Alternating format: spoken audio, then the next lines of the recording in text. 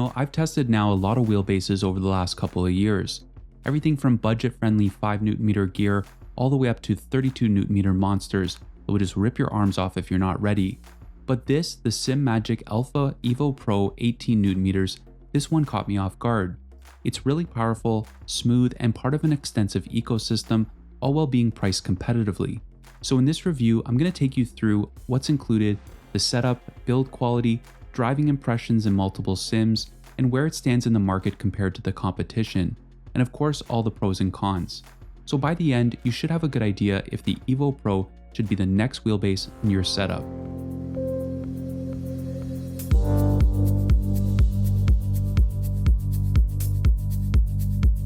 Let's review the pricing structure before diving into the design details.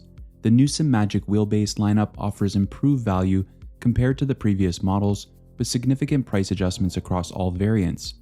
The company has adopted a new naming convention, moving to the EVO Sport, EVO, and EVO Pro designations from their previous naming system. The entry-level EVO Sport, at 9Nm of peak torque capability, is priced at $399. The mid-range EVO with 12Nm is priced at $549. Now, the high-end EVO Pro, which I have here, with 18Nm of peak torque, is priced at $699. Now remember, these prices are without tax, so actual costs will depend on your region.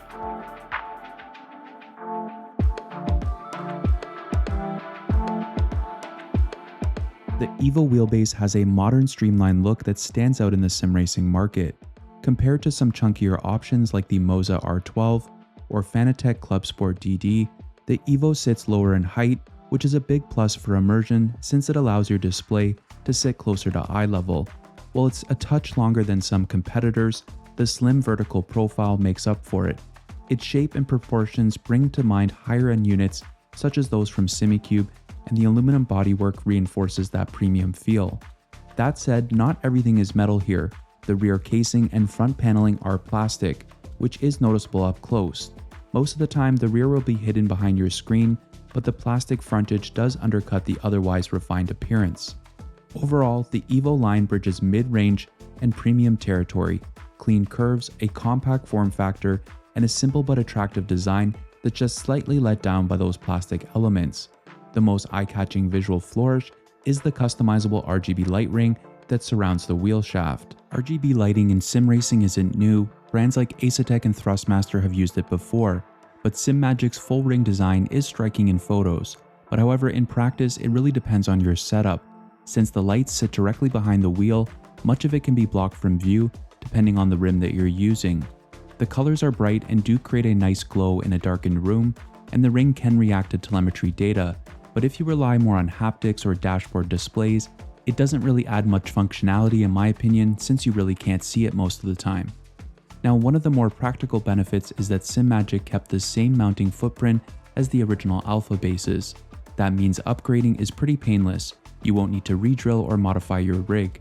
The EVO supports both bottom and side mounting thanks to pre-drilled holes, and Simagic also offers optional accessories for even more flexibility.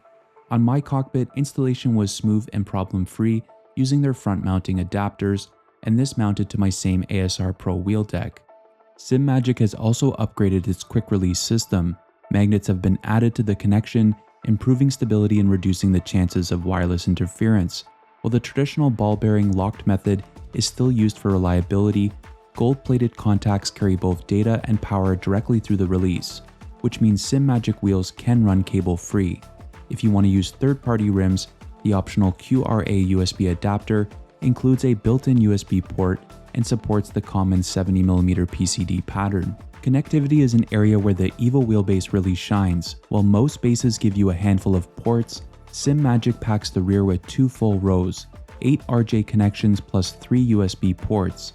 The system now runs on the faster CAN FD protocol, allowing larger data transfers with reduced latency, handy for eliminating any chance of input lag or bottlenecking. On the top of the unit, magnets are integrated for Simagic's upcoming magnetic DDUs.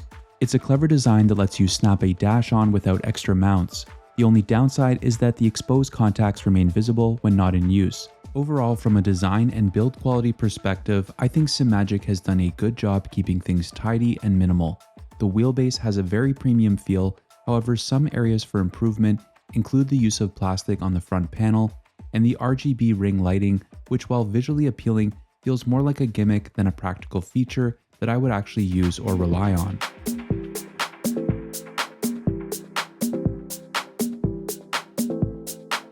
SimPro Manager is Simagic's central control software designed to manage all devices in its hardware lineup. It stands out from many competing sim racing programs thanks to its clean layout and straightforward navigation. You've got plenty of tuning options, but the interface is designed in a way that I think avoids overwhelming you. Once your wheelbase is connected and firmware updated if needed, the EVO appears in the device bar below. Selecting it opens up all available configuration options. Basic adjustments like force feedback strength and steering angle are easily accessible, while more advanced menus let you dive deeper into fine-tuning. Each setting is accompanied by a short explanation, which makes experimenting with the software far less intimidating.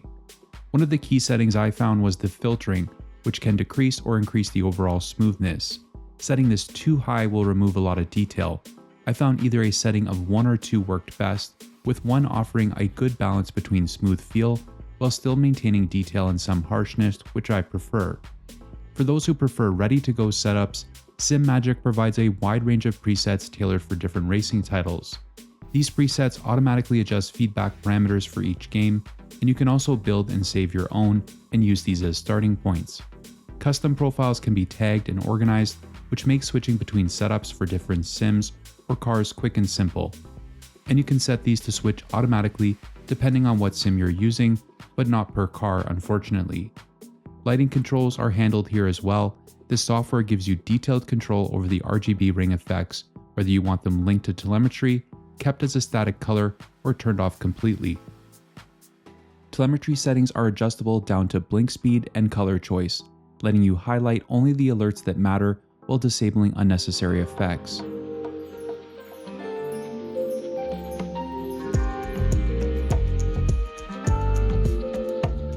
Along with the wheelbase, Simagic sent me over one of their wheels to use in my testing and review.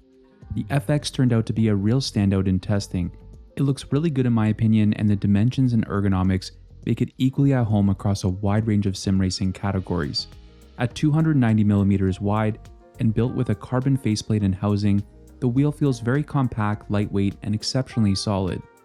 The grips are made from molded silicone, and they strike a nice balance between comfort and control. They provided consistent traction, felt secure during long stints, and don't become tacky if you drive without gloves.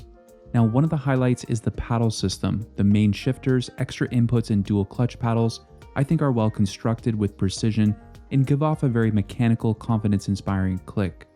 Travel is short, engagement is crisp, and the materials felt really durable. The only limitation here is that the adjustment is limited to width rather than depth, which may require some adaptation for drivers with smaller hands. The input system is well thought out, buttons are reassuringly firm and responsive, while the rotary encoders are easy to grip and deliver tactile feedback with each step. Placement is logic overall, except for the funky switch that is set in the center of the wheel, whereas this would have been more useful on the left or right. Now the encoders near the thumbs are practical for quick adjustments mid-race, and the lower row of encoders are smooth to use and enhanced by RGB lighting, making them stand out visually as well as functionally. In short, I found the FX combines some premium build quality, excellent controls, and a thoughtful design into a wheel that feels far more expensive actually than its price tag suggests. Even without an integrated display, I think it delivers a great experience that makes it a compelling option in its class.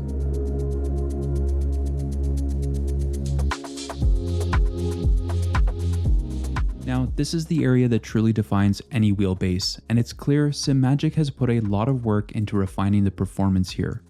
All 3 EVO models share the same upgraded servo motor and revised force feedback algorithm.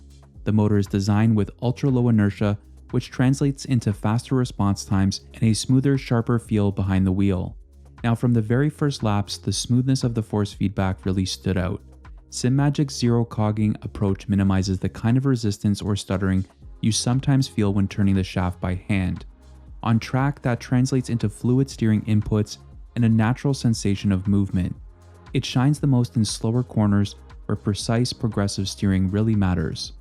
Now, the new filtering algorithm also deserves credit here. It balances the force feedback delivery so you get consistent torque without spikes or odd fluctuations. The result here is detailed information from the road surface and the weight transfer of the car, but without the harshness that can sometimes creep in.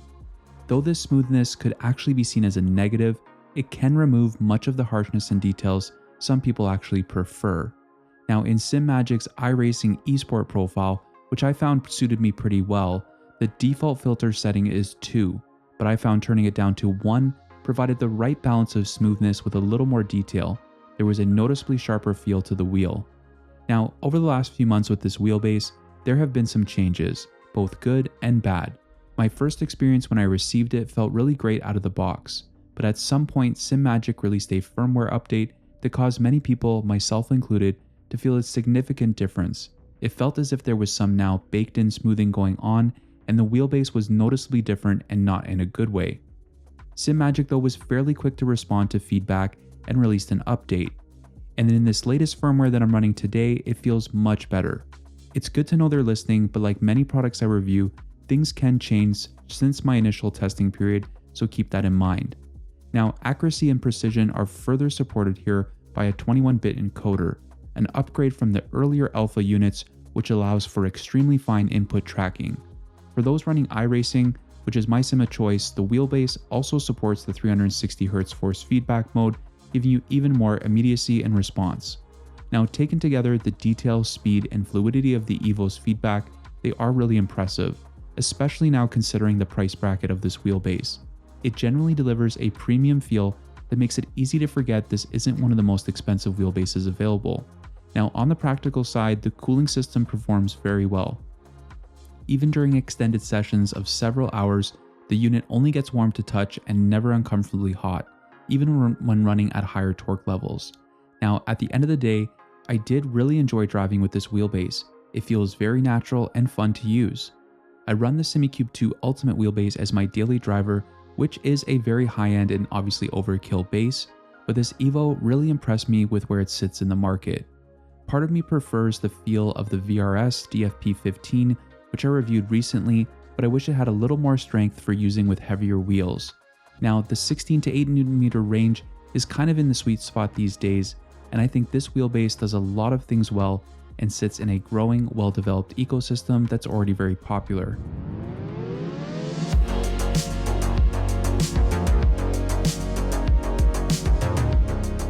So overall, I think Simagic has positioned the EVO lineup as a balance between high-end performance and accessible pricing, and in many ways it delivers exactly that.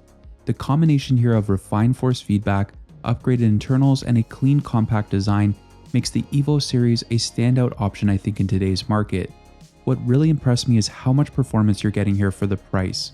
The feedback is fast, smooth, and detailed, giving you the kind of precision that lets you drive with real confidence lap after lap.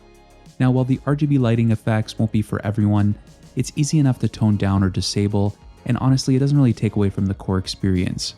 Now, after plenty hours behind the wheel, I can say the Alpha EVO has more than earned its place as a serious contender in 2025. It feels like the one to beat for sim racers who want that near premium performance without stretching into the very top end of the market. As always, thanks for watching, and if you found this video helpful, please consider subscribing and hitting that like button. Till the next one, stay safe and enjoy your racing.